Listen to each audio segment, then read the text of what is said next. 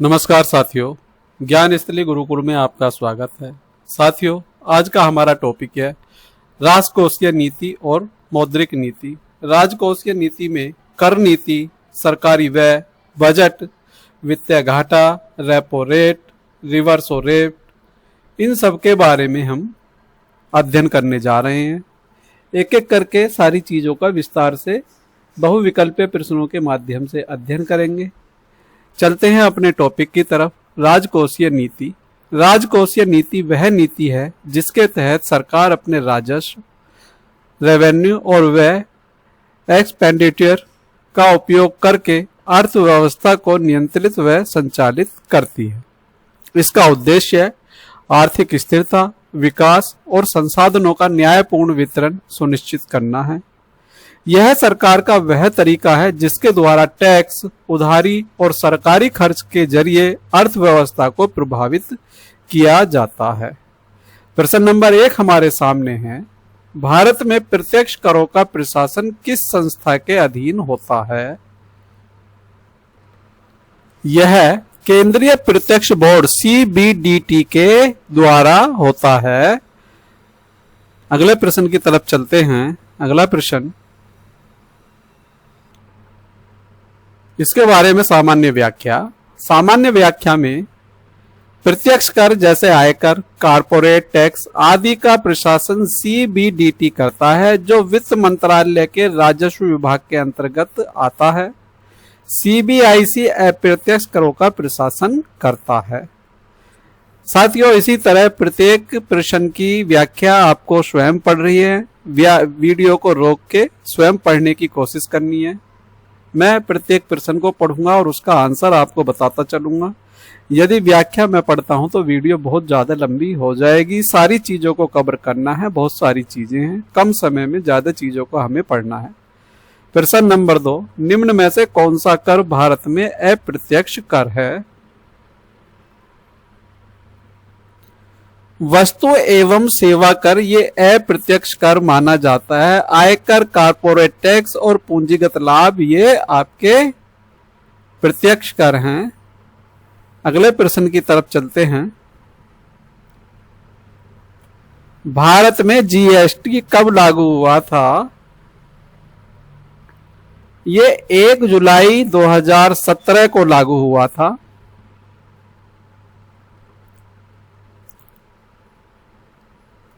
किस अनुच्छेद के तहत संसद को कर लगाने का अधिकार है? अनुच्छेद 265 के तहत संसद को कर लगाने का अधिकार है। प्रत्यक्ष कर संहिता डायरेक्ट टैक्स कोड का क्या उद्देश्य है? प्रत्यक्ष कर कानूनों को सरल और एकीकृत करता है।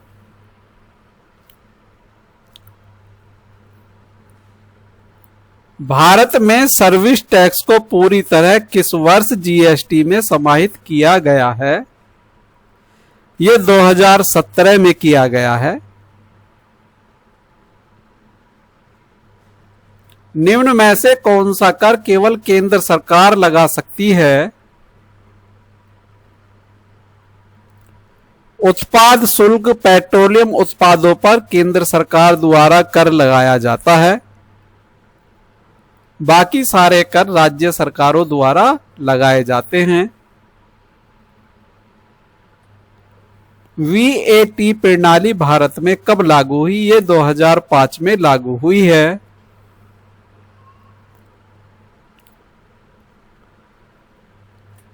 भारत की कर नीति में प्रगतिशील कर का अर्थ है अधिक आय पर अधिक कर। Option C।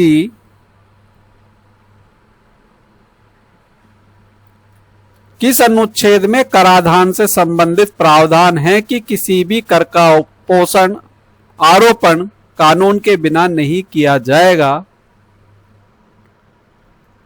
अनुच्छेद 265 के तहत है ये व्याख्या।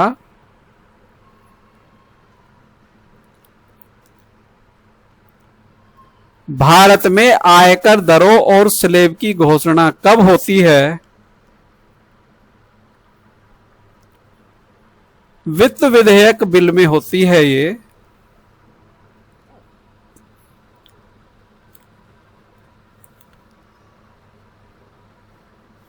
अगला प्रश्न,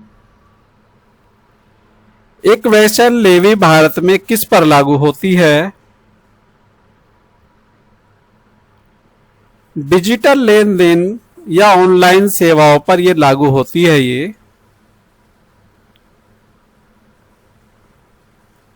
कर नीति का मुख्य उद्देश्य निम्न में कौन सा है? जनसंख्या वृद्धि। भारत में जीएसटी की दरें तय करने वाली संस्था कौन सी है? जीएसटी परिषद है। अगले प्रश्न की तरफ चलते हैं।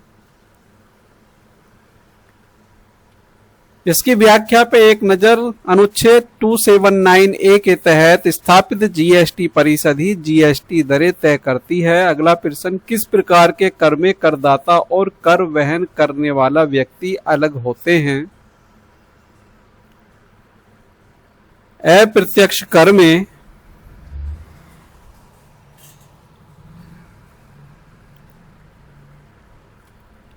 भारत में आयकर से अधिक राजस्व किस स्रोत से आता है? कारपोरेट टैक्स से आता है।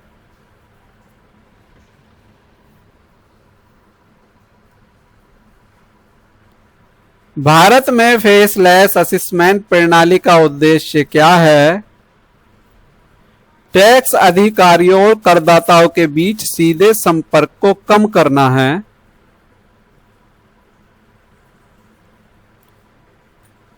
भारत में कराधान शक्ति का वितरण किस अनुसूची में दिया गया है? 7वीं अनुसूची में दिया गया है ये।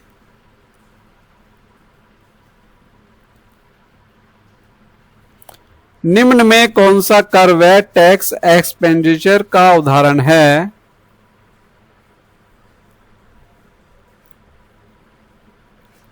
कर में छूट और रियायत इसका उदाहरण है।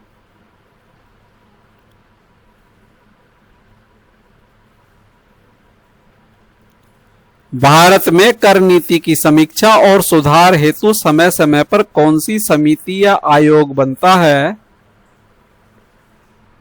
वित्त आयोग बनता है। भारत सरकार की व्यय नीति से संबंधित सामान्य जानकारी।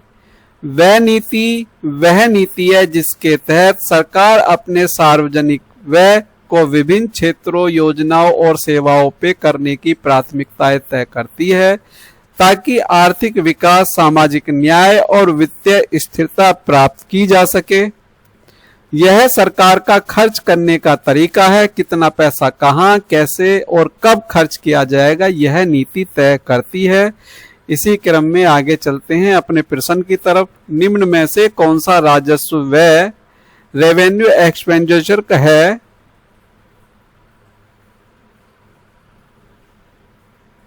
ऑप्शन बी हमारा सही है, ये पेंशन भुगतान।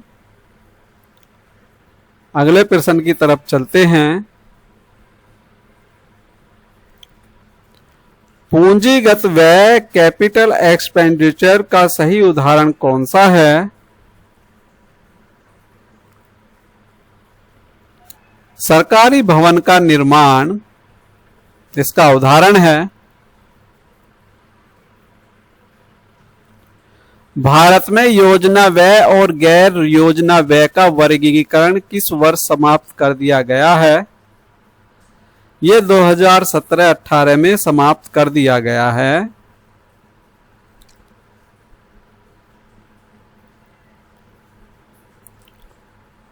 निम्नलिखित में कौन सा विकास व्यय डेवलपमेंटल एक्सपेंडिचर है?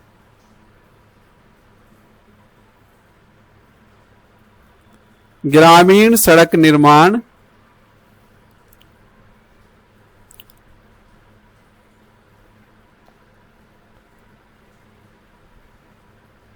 आउटकम बेस्ड बजटिंग का मुख्य उद्देश्य क्या है?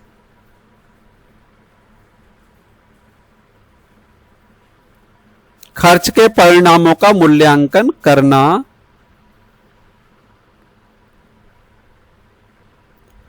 स्थानांतरित भुगतान ट्रांसफर पेमेंट का उदाहरण कौन सा है? पेंशन,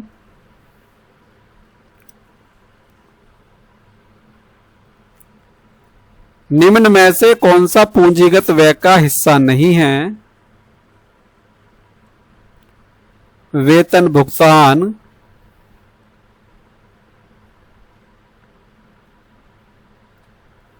भारत की व्यय नीति में डीबीटी डायरेक्ट बेनिफिट ट्रांसफर लागू करने का मुख्य उद्देश्य है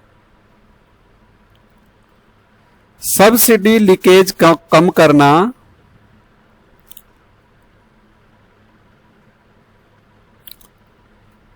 FRBM अधिनियम का मुख्य उद्देश्य क्या है? राजकोषीय अनुशासन सुनिश्चित करना।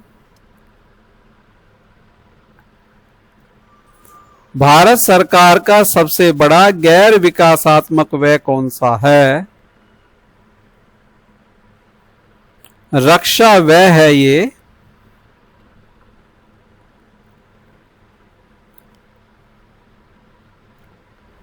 पूंजीगत व्यय का दीर्घकालिक प्रभाव क्या पड़ता है? उत्पादक क्षमता में वृद्धि होती है इससे।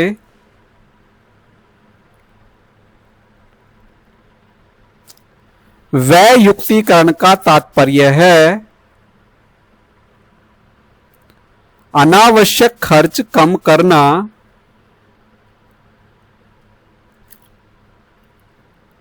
निम्न में कौन सा भारत में सामाजिक क्षेत्र पर व्यय का उदाहरण है? शिक्षा,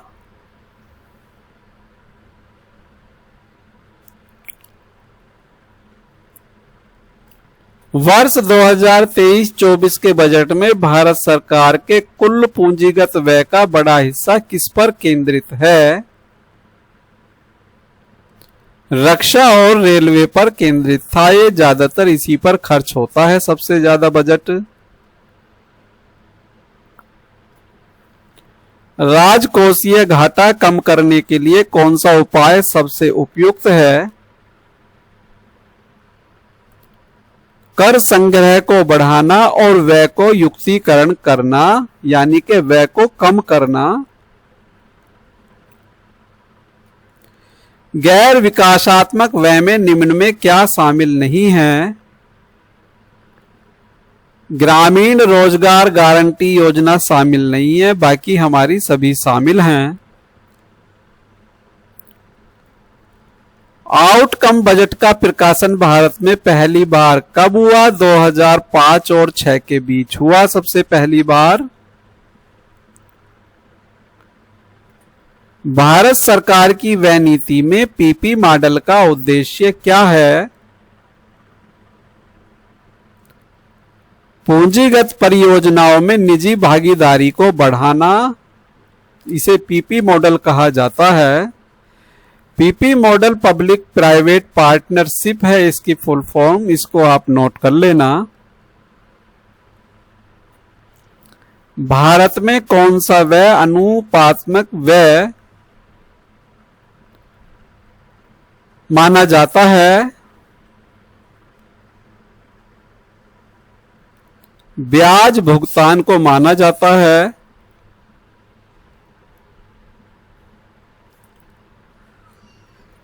व्यय नीति का कौन सा सुधार लीकेज रोकने से सीधे जुड़ा है?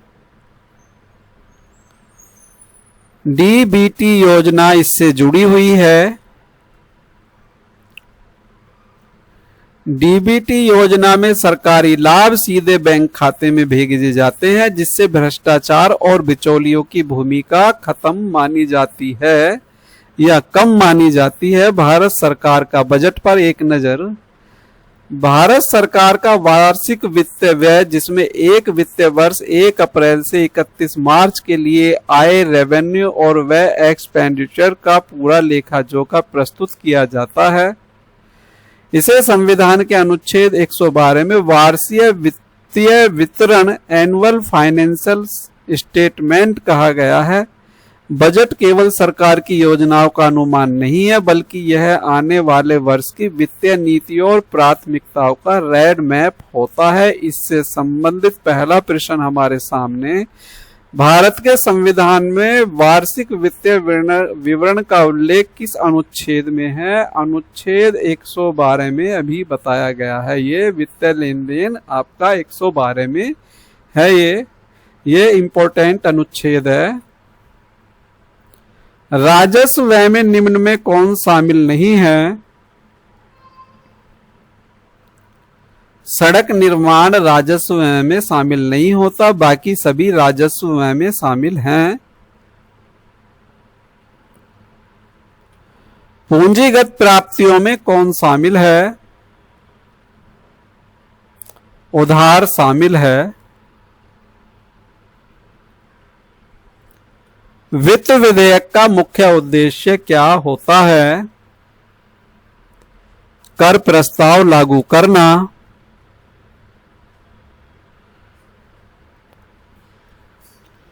परिणाम आधारित बजट का मुख्य फोकस क्या होता है?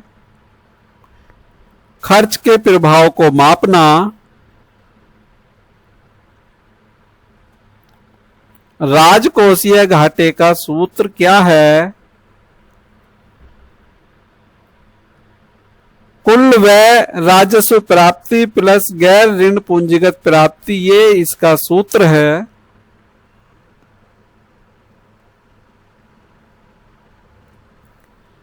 FRBM अधिनियम का मुख्य उद्देश्य है घाटे को नियंत्रण करना। जीरो बेस्ड बजट पहली बार भारत में कब लागू हुआ?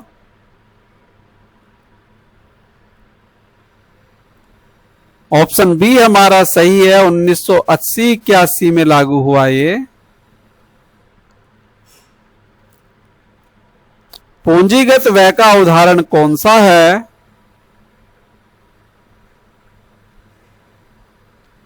बांध निर्माण करना पूंजीगत व्यय का उदाहरण है। भारत में विनियोग विधेयक का क्या उद्देश्य है?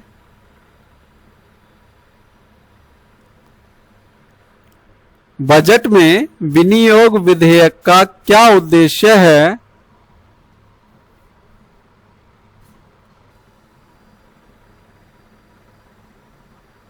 सरकारी खर्च की स्वीकृति।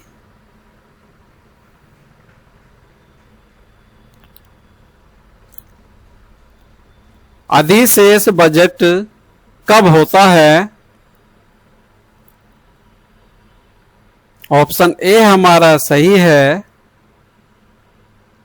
आय ज्यादा हो व्यय कम हो तब होता है। राजस्व घाटा कम करने का सर्वोत्तम तरीका है? सब्सिडी कम करना, छूट कम देना। भारतीय बजट किस वित्तीय वर्ष के लिए पेश होता है? 1 अप्रैल से 31 मार्च के लिए होता है ये। भारतीय बजट संसद में पहली बार अंग्रेजी के अलावा हिंदी में कब पेश हुआ? 1955 में पेश हुआ पहली बार।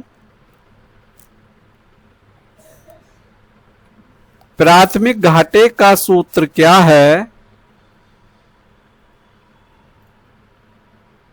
ऑप्शन ए राजकोषीय घाटा माइनस ब्याज भुगतान, ये इसका सूत्र है। भारत में बजट किस तारीख को पेश किया जाता है? वर्तमान प्रथा क्या है?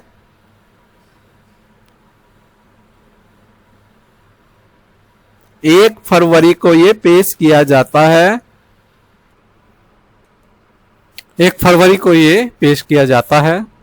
अगला प्रश्न, पूंजीगत प्राप्तियों में निम्न में कौन नहीं आता है?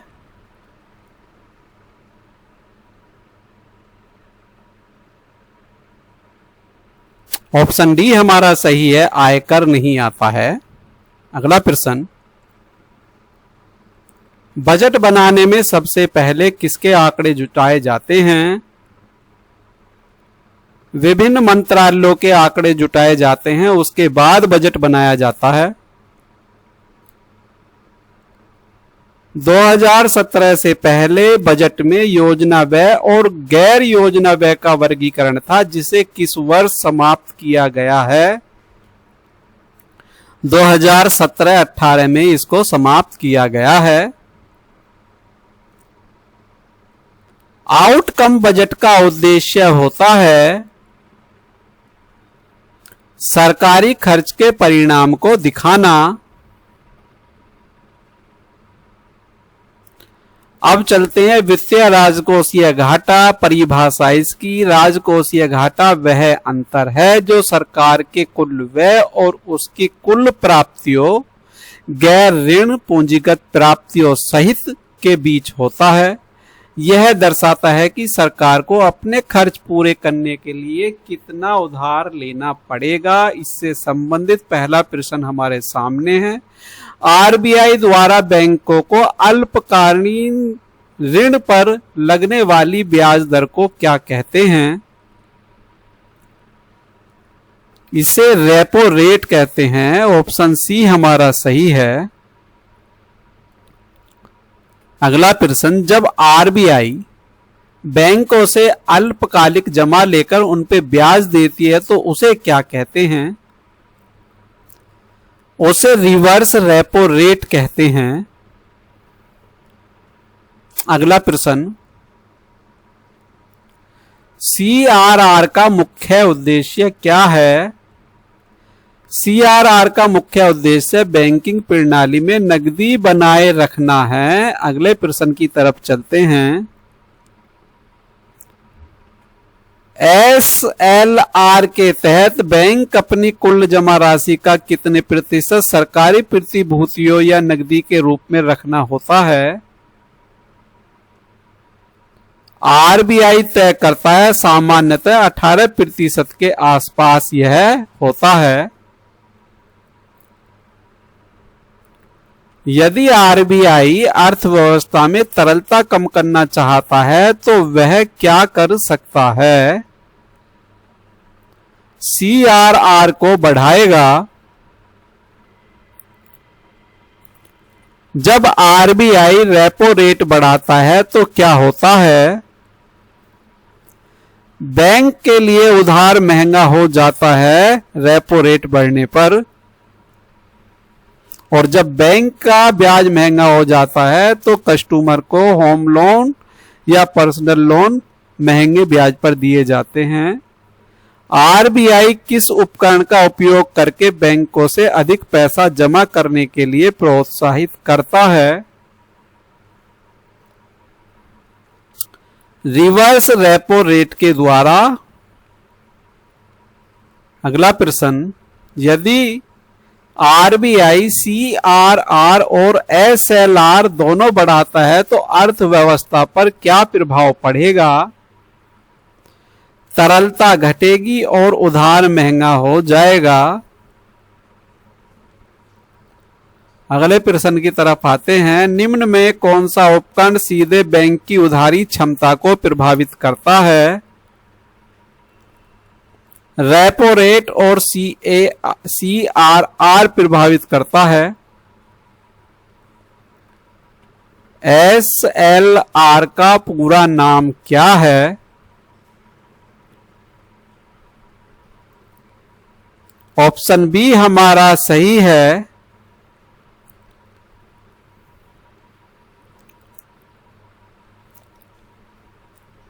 रिवर्स रेपो रेट सरल शब्दों में, रिवर्स रेपो रेट किसे कहते हैं? सरल शब्दों में, जब बैंक के पास अतिरिक्त पैसे होते हैं और वे उसे आरबीआई को अल्पकाल के लिए जमा करते हैं तो आरबीआई उन्हें इस ब्याज दर से भुगतान करता है। इसे रिवर्स रेपो रेट कहा जाता है।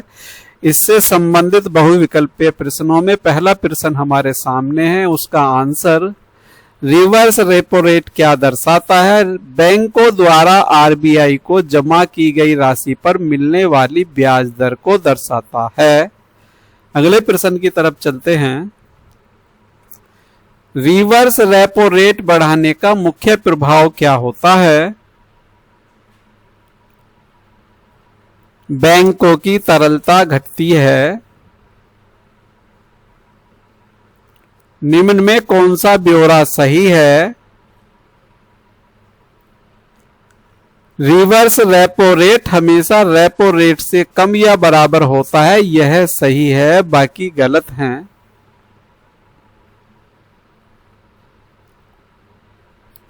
रिवर्स रेपो रेट के बढ़ने का क्या अर्थ है?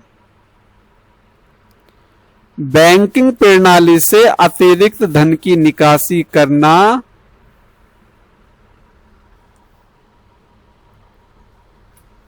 आरबीआई किस मौद्रिक नीति उपकरण के माध्यम से बैंकों को अल्पकालिक ऋण देता है? ऑप्शन सी, रेपो रेट के माध्यम से ऋण देता है ये।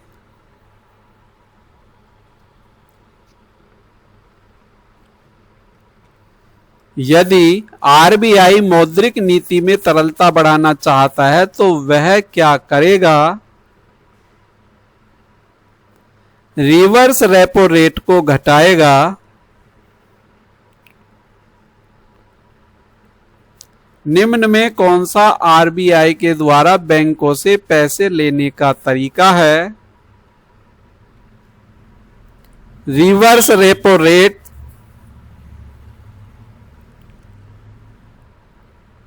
रेपो रेट का मुख्य उद्देश्य क्या है? बैंकों को अल्पकालिक ऋण प्रदान करना। अगले प्रश्न की तरफ चलते हैं जल्दी जल्दी।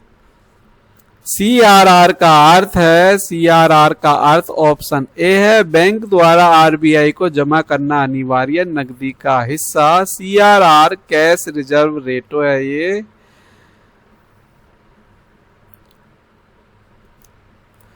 एसएलआर का उद्देश्य क्या है? ऑप्शन डी, बैंकों को सरकारी सिक्योरिटीज में निवेश के लिए बाध्य करना।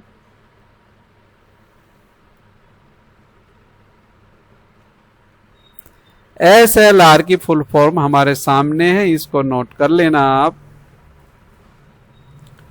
रिवर्स रेपो रेट किसे प्रभावित करता है? प्रश्न नंबर 4।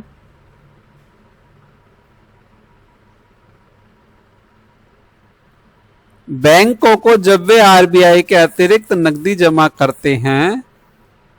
अगले प्रश्न की तरफ चलते हैं। यदि आरबीआई अर्थव्यवस्था में नकदी की आपूर्ति घटाना चाहता है तो वह क्या करेगा? रिवर्स रेपो रेट को बढ़ाएगा।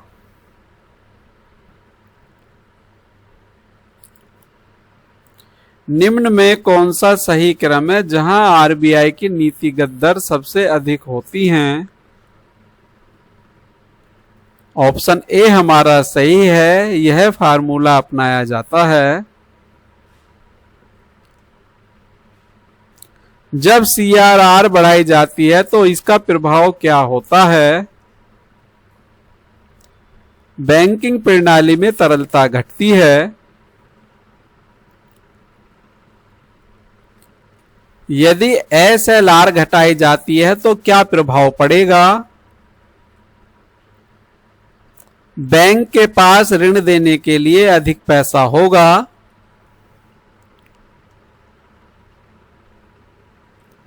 रेपो रेट और रिवर्स रेपो रेट के बीच क्या संबंध है? ऑप्शन सी हमारा सही है, रेपो रेट हमेशा रिवर्स रेपो रेट से अधिक होता है।